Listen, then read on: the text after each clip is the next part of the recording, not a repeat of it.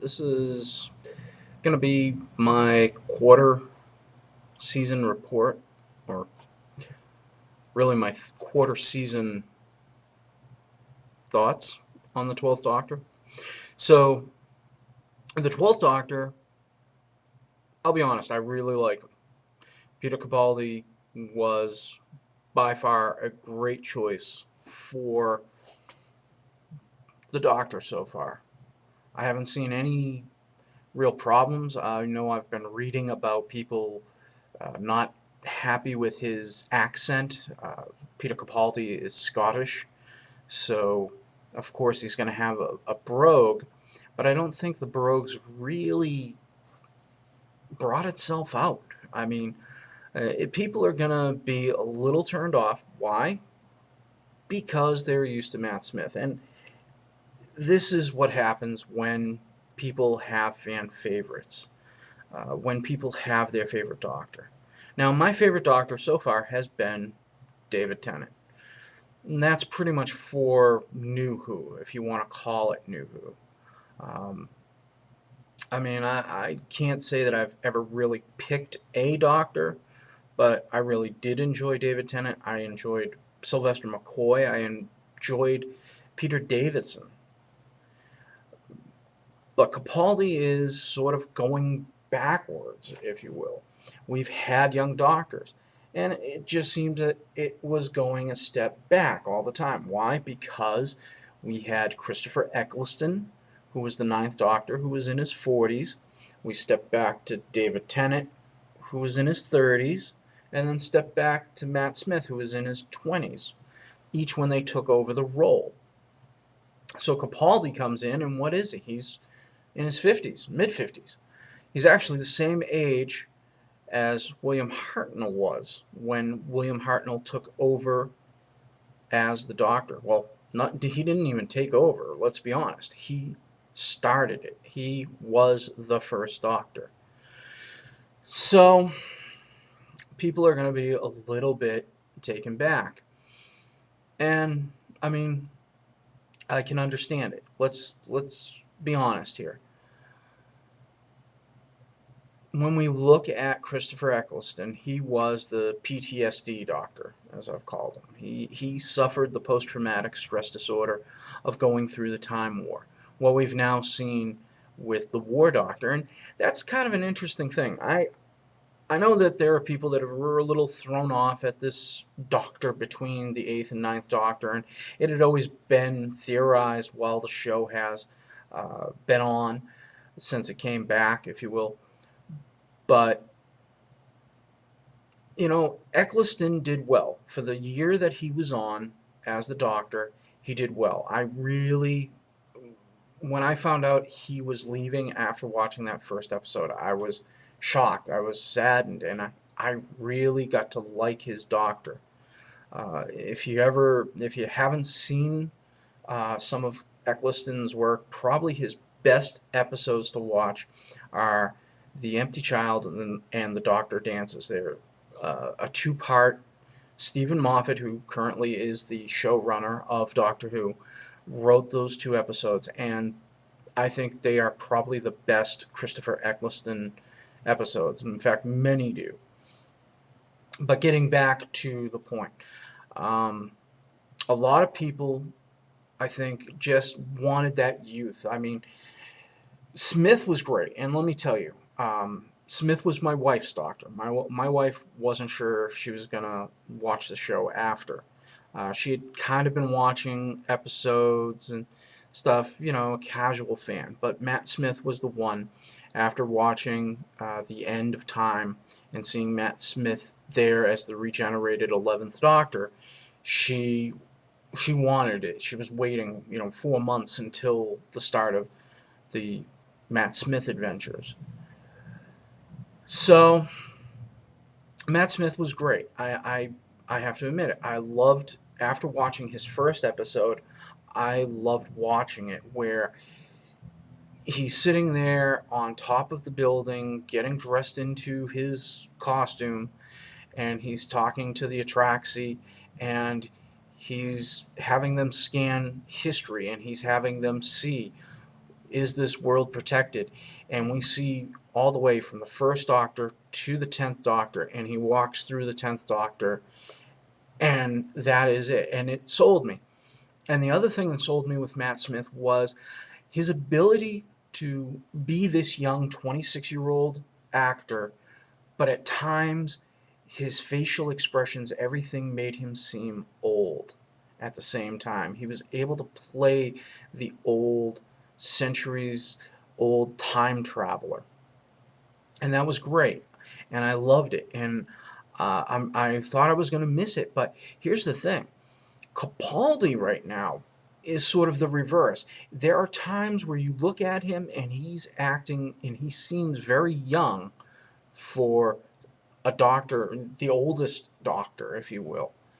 And so I think that's going to be something that we have to look at, and that's going to be something that fans are going to start to add into their thoughts when things come on as the show progresses. When they see that and they start to put it with this and that, or how it's going to be when he is sitting there and very hyper, but then he's got that angry streak. That first episode, Deep Breath, really showed it. When we see him come back and um, the enemy, if you will, is defeated, and he's got this look, and he looks down and then looks up, and that look was the same look that we've gotten from Eccleston, from Tennant, from Smith. That is the Doctor, and that's what people have to understand. The one thing about this Doctor that I guess what I'm gonna point out is the Doctor, and this isn't getting much play right now. He is um, really coming out of another war. When we think about it, all that time on Trenzalore was a war. And so for the battle-hard veteran, we're almost getting sort of like what the Ninth Doctor could have been. It's kind of an interesting thing, but I think we're getting that on top of getting a Doctor that brings back the darkness, the darker side of the Doctor. 3 and 4, the third and fourth Doctor have been most notable for that. And I think also there's a great nod to the seventh Doctor. Sylvester McCoy came in when the show was kind of like they had Tom Baker and Peter Davidson, the fourth and fifth Doctors, very popular Doctors. They brought in the sixth, and the sixth really kind of changed. They tried to change it up. It was kind of like a bipolar disordered Doctor who was very angry at one second and then very loving and kind in the next, but very egotistical altogether. And I don't think that worked, even though as time has gone on and we've got the radio plays with Big Finish, that's changed. So it's kind of hard to say, but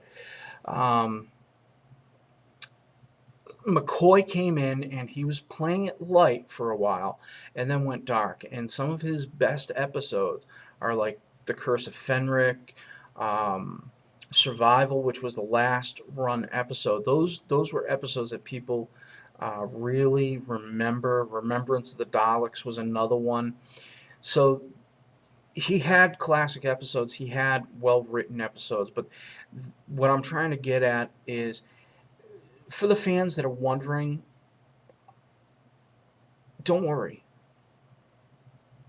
Most Doctors, that first season is kind of a feel out, and then we'll get into what that personality is. If you really look at Smith's first few episodes and then you look at the last episodes, it's a different Doctor. The personality was fleshed out. Same thing with the 10th Doctor. The first Tennant episodes are a lot different than the final Tennant episodes. So the character's got a lot of fleshing out to do.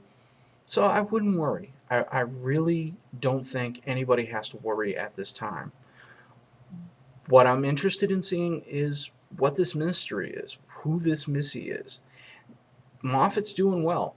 Some of the episodes, Listen, which just aired, the fourth episode, I think that was a really good episode. It called back to the 50th anniversary special, brought back the War Doctor, even if it was a flashback, and kind of reminded people that the Doctor is supposed to be this old time travel. Uh, we did see the 11th Doctor in the first episode in a cameo, but having the War Doctor there, 73-year-old John Hurt, mind you, who people loved as the War Doctor, um, really brings out what this show is about. So, you know what? Don't worry, people. Things are gonna get good. Things are gonna get better. Um, I'm just gonna tell you, relax, enjoy, sit back. We're only 4 episodes in. We've still got 8 more to go. We got a Christmas special to go, um, and then we've got next season. So I'm excited. I think that what we're gonna see with this mystery of Missy, is it the Master? I don't know. It could be. It could be something completely different. We know that Cybermen are involved in the final, and it's just going to be a very interesting thing. Whoever this Missy is and why she thinks that he's the Doctor, oh, her boyfriend, um, that's going to be something. So let's see. Let's wait and see, and just enjoy the ride.